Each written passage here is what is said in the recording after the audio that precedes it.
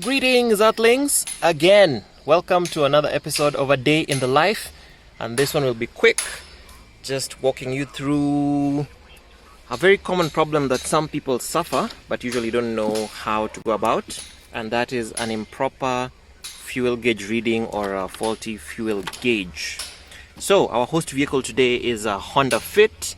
I believe this is a model year 2010, and the fuel pod, if I may call it that, actually sits in between the two front seats. It's not typically at the back like most other cars.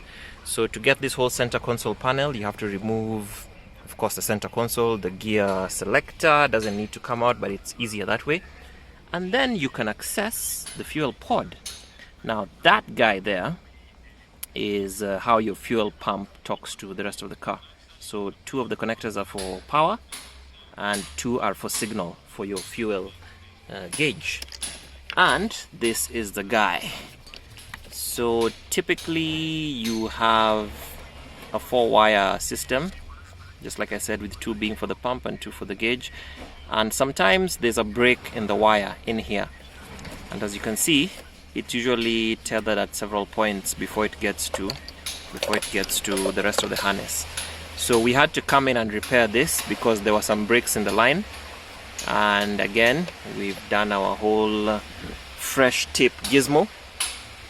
And the point here is because the harness passes right next to the gear selector assembly, sometimes, not all the times, just sometimes, these little guys will break. These cable management clips. And when they break, it allows the wire to slide about. So this is the typical installation position for one of these guys.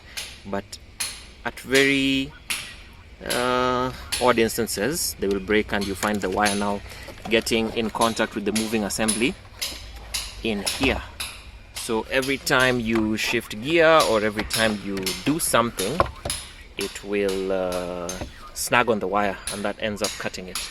Very rare, but it happens all the same, so it's just something worth noting.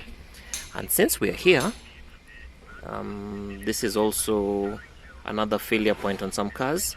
It is the gear selector lock mechanism release solenoid, and it basically allows you to shift gear. So it will check whether your foot is on the brake and whether the ignition is on, and then the car will pulse it and it will pull back on this lever, which releases the lock up there, and you can then shift gear.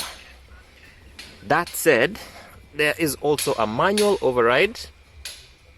Let me just pop this. Accessible through this tab. So in the event, let's just say the car's run out of battery, you need to shift gear to move it, and you need to access that. So you would remove that cover, pop it off, then put something in there to push the mechanism.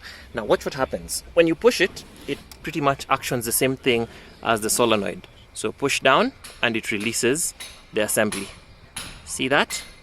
So if you're a Honda owner and your battery is down and you don't know how to move the vehicle, put the key in the ignition, pop this cover off, then get something like a pen or a toothpick or something that won't break and cause damage. Push that lever in, it will release the mechanism, and you can then shift your gear and get the car moving. Alright, so let's get back to sorting this guy out. And now you know a little bit about the common failure point of this fuel harness, the fuel gauge sensor harness. Alright, till next time, peace.